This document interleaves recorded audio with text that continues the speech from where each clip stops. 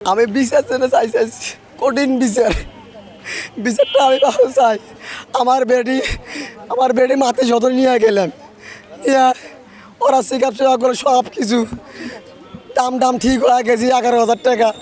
ওরা 500 টাকা দিয়ে বেচা যায়, আমি 500 টাকা। তাহলে ঠিক আছে, 11,000 টাকা ঠিক হয়েছে। ঠিক হয় ওরা নিয়ে গেল রুগী, নিয়ে যায় 2 ঘন্টা পর্যন্ত হয়েছে। আমাকে হলো 2 ভাগ পাঠিয়ে দিয়েছে ওষুধ আনবেন। আমরা ওষুধ আমরা আসি দেখি আর আমাকে দিয়েছে কি রুগী সিরিয়াস হয়, অজ্ঞান হয়ে গেছে, এই মুহূর্তে কি রম্বে পাঠিয়ে দিতে হবে। এখন সঠিক বিচার চাই। বিচার কি সব আসলো, কি যেন বেড়ি মেরে ফেলালো, বাচ্চারা কেন বাই করলো না, আমার বেটি কেন 2 ঘন্টা থাকলো। আমি আসল বাড়িতে চাই আছি, আমার বাচ্চা আসবে, আমার সেই বাচ্চা দেয় নেই। আরে আমার বাচ্চা মরে গেছে। আমার কয় খাবার না এখানে খাবার না, মানুষের ভালো হবে। আপনার বাচ্চা ঠিকই আছে।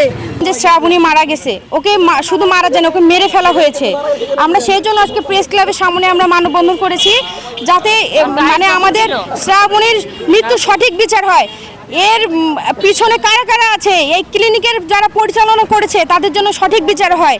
কেন তারা নিজেরা মানে কোনো কিছু সঠিকভাবে চিকিৎসা পদ্ধতি ভুল দিয়ে কেন আমাদের মেয়েকে তারা মেরে ফেললো?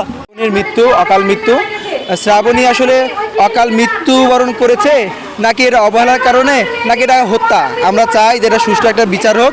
শ্রাবণী যে একটা সুস্থ সবল একটা মেয়ে, গর্ভবতী মেয়ে, যে হেঁটে নগর স্বাস্থ্য কেন্দ্রে তার স্বাস্থ্য পরীক্ষা করার জন্য গেছে এবং সেখানে গিয়ে তাকে বলা হয়েছিল যে আপনাকে সিজার করতে হবে। আমাদের শ্রাবণী যখন ক্লিনিক গেল আলতা করার জন্য, তখন ওরা জোরপূর্ব করিয়ে ডুবের নামছে, ডুবের উপর তুলছে, আমরা সিজার করাবো। ওটিটি রুমে কেন 2 ঘন্টা ছিল। তারপরে ওর বাবাকে আর আঙ্কেলকে ডক্টরে চালাকি দিয়ে ওষুধ আনার জন্য পাঠিয়ে দিয়ে অ্যাম্বুলেন্স ভাড়া করিয়ে লাশ বাইর করিয়ে অ্যাম্বুলেন্সে তুলে দিল।